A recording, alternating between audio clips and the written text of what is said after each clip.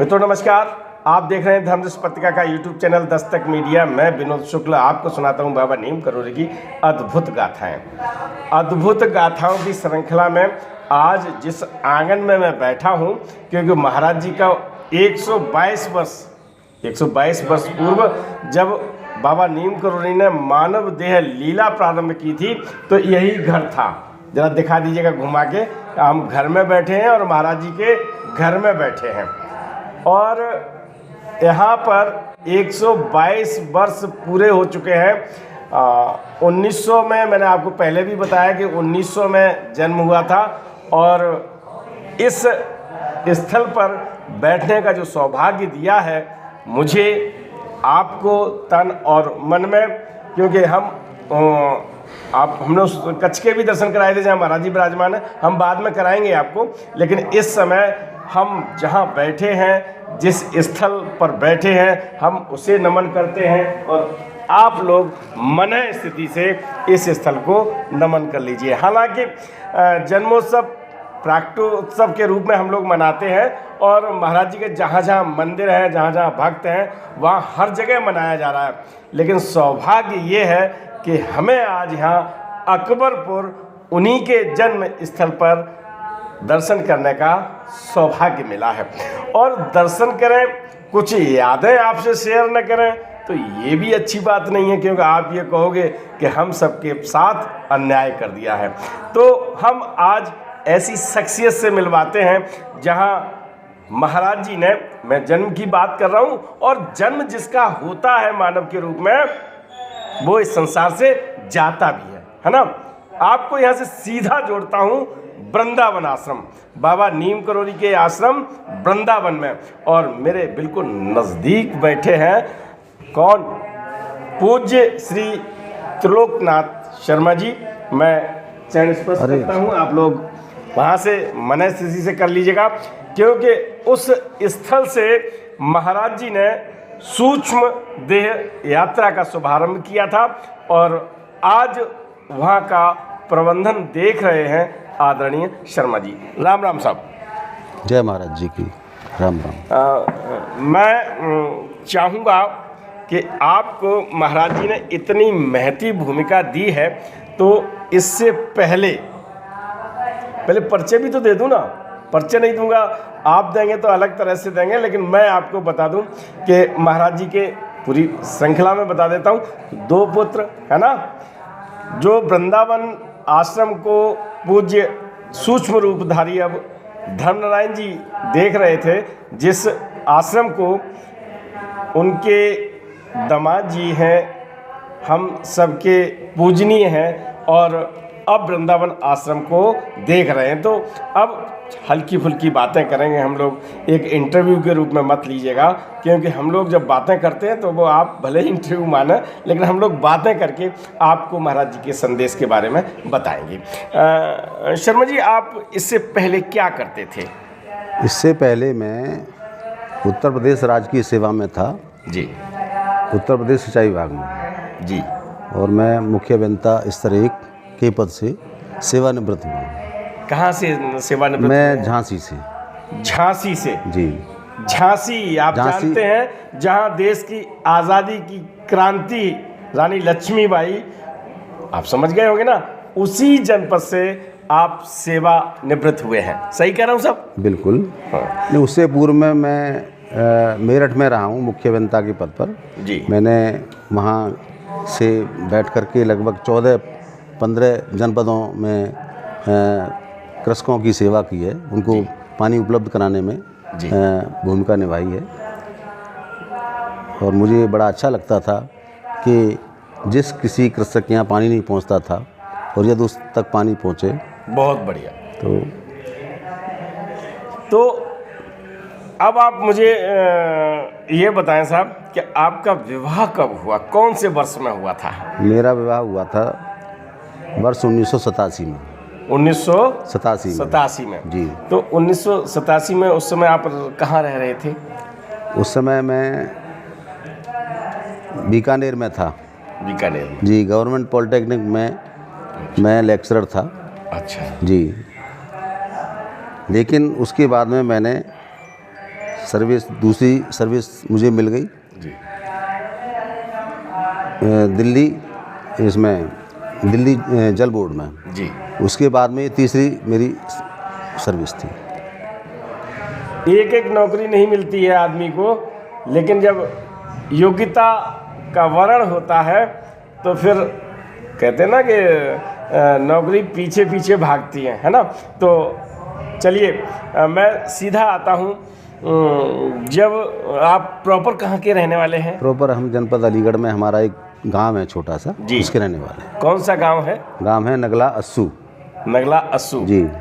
तो फिर वहाँ पूज्य बाबा नीम करोली के पुत्र पूज्य धर्मरायन जी कैसे पहुँचे आपके पास? अब ये तो मैं महाराज जी की कृपा मानता हूँ कि महाराज जी मुझे अपने से जोड़ना चाहते थे जी। इस वजह से वो मेरे पास पहुँचे, हमारे घर पे पहुँचे, हमारे भाइयों से मिले। अच्छा। तो आदरणीय धर्मरायन शर्मा जी ने आपके यहाँ प्रस्ताव रखा जी। तो सबसे पहले कैसे ये सिलसिला बताइए, हम आपकी शादी में शामिल होना चाहते हैं। ऐसा है कि कोई भी विवाह होता है तो सबसे पहले एक बिचौलिया होता है जी।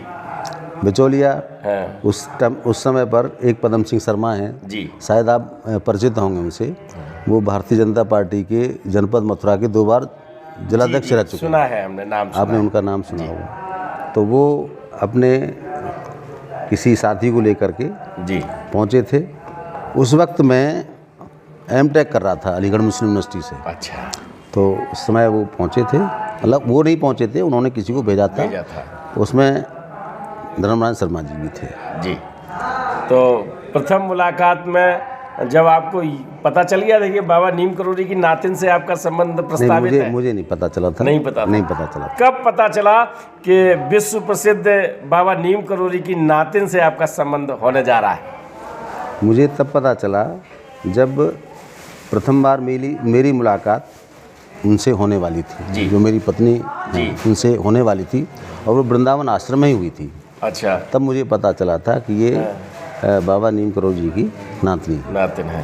तो जब आप वहाँ पहुँचे आश्रम में जी, तो महाराज जी की मूर्ति को प्रथम बार देखा होगा? प्रथम बार देखा था। और मैं आपको बताऊँ कि जब से मैं जुड़ने लगा इनके परिवार से, तो मैं किसी दूसरे गुरुजी को मानता था जी। मैं जो है किसी दूसरे गुरुजी को मानता था, और मैं शुरू से ही आध्यात्मिक चिंतन में रहता था जी। मैं पढ़ाई भी करता था, लेकिन मेरे अंदर कुछ बेचैनी इस तरह से रहती थी कि आध्यात्मिकता की तरफ बढ़ने के लिए वो मैं करता था। तो मैं एक, शायद आपने ओशो का नाम सुना होगा जी जी, मैं उनसे जुड़ा हुआ था जी। और ऐसा नहीं है, मैं अभी उनको मानता हूँ क्योंकि उनके विचार अच्छे हैं। हाँ हाँ। और अगर उनको पढ़ा जाए तो बहुत अच्छे हैं। अच्छा। लेकिन जब मैं जुड़ा और इतना जुड़ गया तो महाराज जी ने अपने आप ही मुझे कि भाई नहीं, आपको मुझे मानना होगा, एक रास्ता ये है। उन्होंने मुझे दिखा दिया कि नहीं, आप मुझे मानेंगे। और मुझे उन्होंने सपने में दर्शन दिए जिसमें ओशो भी थे और महाराज जी भी थे जी। महाराज जी का बहुत विशाल शरीर जी, और ओशो जी बहुत छोटे से।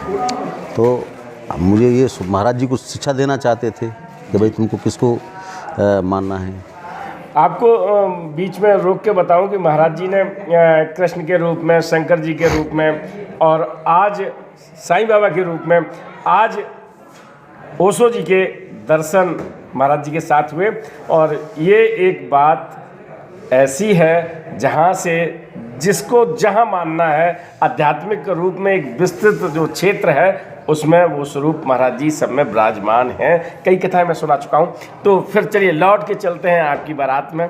तो आपका संबंध वहाँ जब हुआ तो वृंदावन में देखने के बाद आगे कैसे कैसे बात आगे बढ़ी? बस फिर तो जब जो रीति रिवाज से शादी हुई। महाराज जी आए थे आपकी शादी में? नहीं, महाराज जी हमारे आए होंगे जरूर, सूक्ष्म रूप आए थे। वो तो महाराज जी तो मतलब ये मान के चलिए कि सभी में महाराज जी दिखाई दे रहे थे। सेवानिवृत्त होने के बाद आपको वृंदावन आश्रम का प्रभार निभाने का अवसर मिला, तो ये भी एक उपलब्धि है आध्यात्मिक क्षेत्र में। निश्चित रूप से आप जुड़े रहे होंगे। तो वृंदावन आश्रम में हम सबसे पहले दर्शकों की तरफ से पूछना चाहेंगे जी। कि जब वो आते हैं तो रुकें कैसे? देखिए, अभी तक जो हमारे पास व्यवस्था है वो ये है कि जैसे हम भक्त से पूछते हैं कि साहब आप पहले कभी आ चुके हैं क्या? जी। वो कहते हैं साहब हम कब पहले तो नहीं आए। जी। हमने कहा भाई किसी आप पुराने भक्त को जानते हैं? जी। तो बोले कि साहब वो भी नहीं जानते।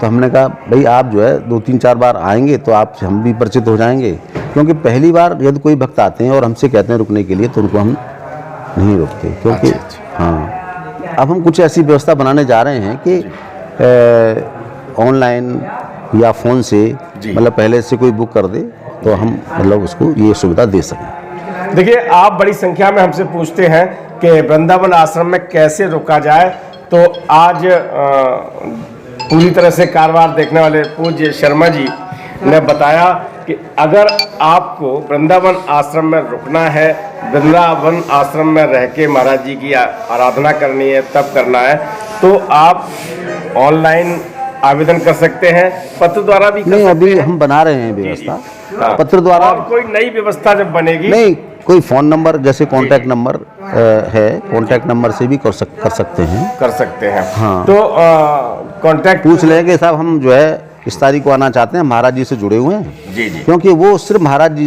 के श्रद्धालुओं के लिए ही है।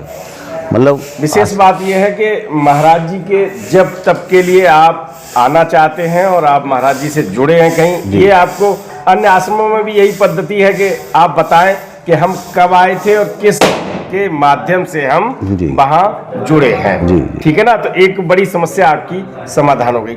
एक और बात आती है, बहुत से भक्त ये कहते हैं कि हम कुछ धनराशि देना चाहते हैं जी। तो क्या माध्यम है आप तक उन लोगों का दान? उसमें यह है कि वैसे तो हमारी एक वेबसाइट भी है, शायद वो थोड़ा सा डिस्टर्ब हो गई है जी। हमारी उस वेबसाइट पे हमारे वृंदावन आश्रम ट्रस्ट का नंबर भी था, मोबाइल नंबर और अकाउंट नंबर भी था जी। मुझे भी फ़ोन आकर के लोग बताते हैं फ़ोन के साथ वो जो है कुछ ख़राब है, तो हमारे 2 अकाउंट नंबर हैं जी और QR कोड भी है जी। तो आप कैसे भी कर सकते हैं। तो आप यदि उनको उपलब्ध कराना चाहें तो हम आपको उपलब्ध करा देंगे। मुझे अकाउंट नंबर जैसे ही उपलब्ध होते हैं मैं एक वीडियो बना के आपको दूंगा जिसमें दोनों अकाउंट नंबर होंगे और QR कोड भी हम आपको दे देंगे। तो साहब अगर ये जैसे लोग देना चाहते हैं, दान देना चाहते हैं, जो व्यवस्थाएं हैं उनमें, तो आजकल कैसे चल रही हैं व्यवस्थाएं? आजकल व्यवस्थाएं जो पुरानी जो व्यवस्थाएं चल रही थी, जैसे वृंदावन आश्रम में 4 भंडारे मुख्यतया होते हैं जी। एक तो महाराज जी के निर्वाण दिवस पे होता है जी। दूसरा बसंत पंचमी पे होता है जी। तीसरा जो है गुरु पूर्णिमा पे होता है और चौथा हनुमान जयंती पे होता है। तो वो चारों कार्यक्रम जो है विधिवत और बड़े भव्य रूप से आयोजित किए जाते हैं और इनमें भक्तजन आते हैं और लाभान्वित होते हैं जी। तो अभी इस समय मैं आपको एक बात तो बताना चाहूँ कि ये कोई इनकी मतलब डेट मतलब दिनांक निर्धारित नहीं है, तिथि के हिसाब से होते हैं, तो प्रतिवर्ष चेंज होते रहते हैं। जी जी। तो वो हम आपको शुक्ला जी यदि आप करना चाहते हैं तो हम आपको पूरे साल का कैलेंडर उपलब्ध करा देंगे। तो ये भी महाराज जी की सेवा हो जाएगी आपकी तरफ से। वृंदावन में जो भंडारे मुख्यतः आयोजित किए जाते हैं तो वो जैसे अक्टूबर है, नवंबर है, जो इंग्लिश माह है उनके हिसाब से नहीं, अपना चैत बैसाख जेठ आषाढ़ इनमें जो तिथियां होती हैं उनके हिसाब से उनके अनुसार होता है। और हम आपको एक वायदा मैं कर देता हूं आपको कि आपका सानिध्य हमें मिला हुआ है। जब जब भंडारा होगा तो हम एक विशेष वीडियो बना के जो हमारी धार्मिक मान्यता या हिंदू रीति रिवाज से माह है चैत बैसाख और उनमें कौन सी आंग्ल तिथि यानी अंग्रेजी तिथि पड़ रही है, दोनों का समायोजन करके हम आपको बताएंगे और आप वहां पर अपना योगदान कर सकते हैं, आप उसमें भाग ले सकते हैं, आप वहां के पुण्य के भागी बनते हैं। बात तो बहुत ज़्यादा लंबी करनी है सच में, लेकिन यहाँ की व्यवस्था है, यहाँ की और बातें हैं, तो हम एक निवेदन आपसे दर्शकों के बीच में कर रहे हैं कि हम वृंदावन आएंगे आपसे समय लेके, फिर एक लंबी वार्ता करेंगे। तो आज एक विशेष उपहार समझ लीजिएगा, महाराज जी के आंगन से महाराज जी ने जहां मानव देह लीला का शुभारंभ किया, उस आंगन में उन्हीं के कह दो ना नत्य दमाद जानते होंगे ना हिंदी में, तो आपसे बात करके और बड़ी महती भूमिका निभा रहे हैं वृंदावन आश्रम को संचालित करने में। तो फिर करते हैं बात, तब तक के लिए राम राम। राम।